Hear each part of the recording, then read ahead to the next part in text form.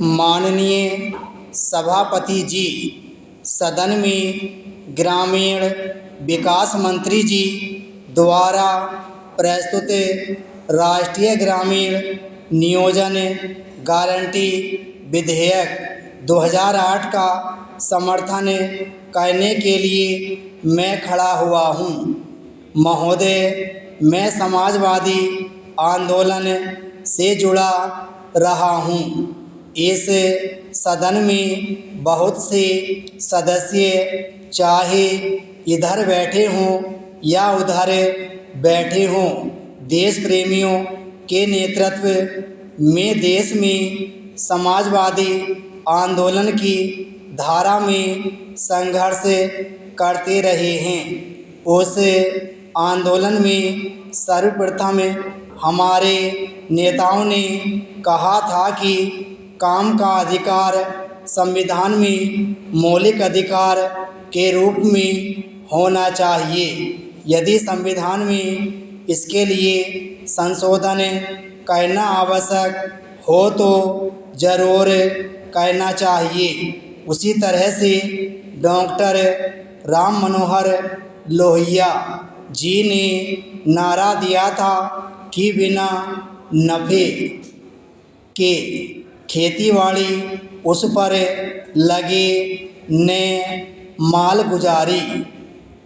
उन्होंने कहा था कि भूमि सेना बनाओ, ऐसे गरीब लोगों को न्यूनतम मजदूरी दो और उनको रोज़गार की गारंटी दो।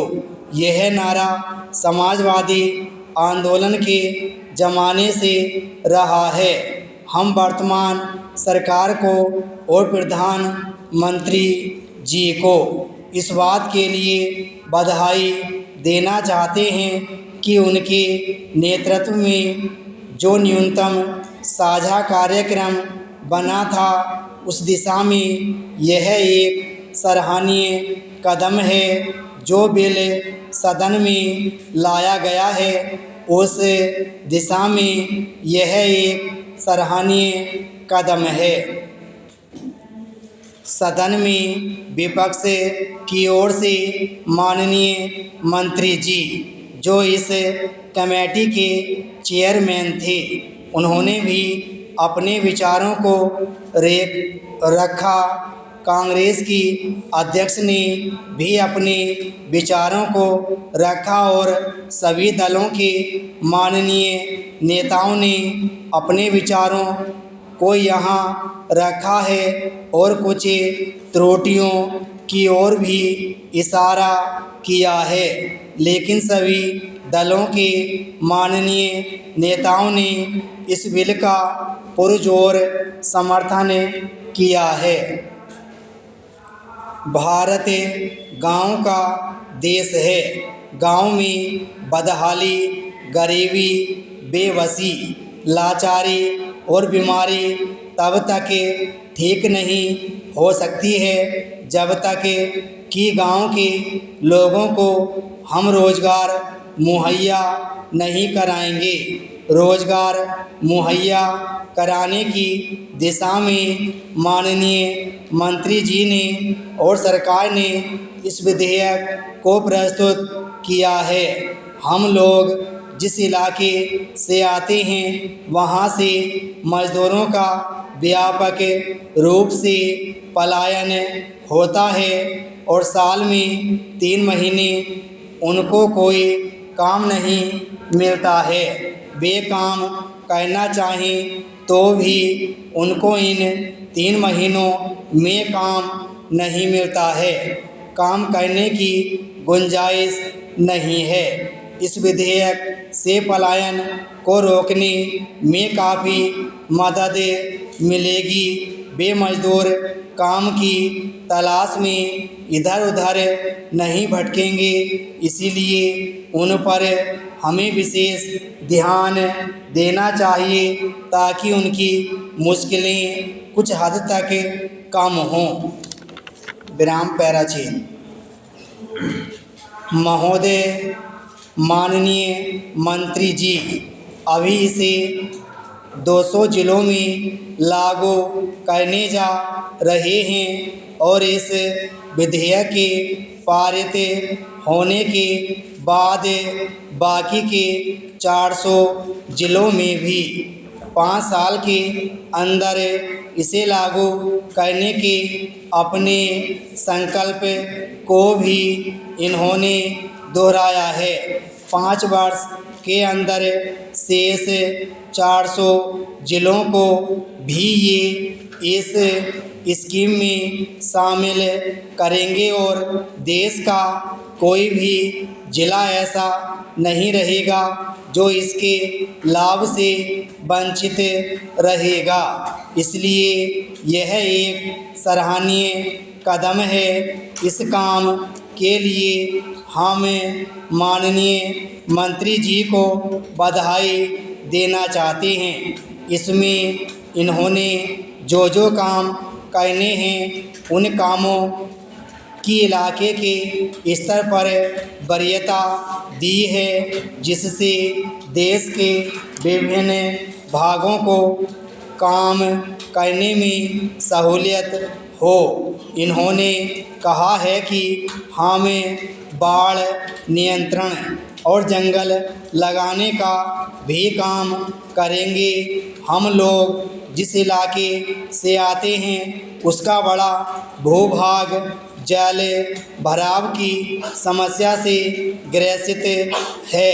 वहाँ की करीब 10 लाख हेक्टेयर ज़मीन जल भराव से ग्रसित है। इसलिए पानी के निकास का काम भी इसमें जोड़ा जाए।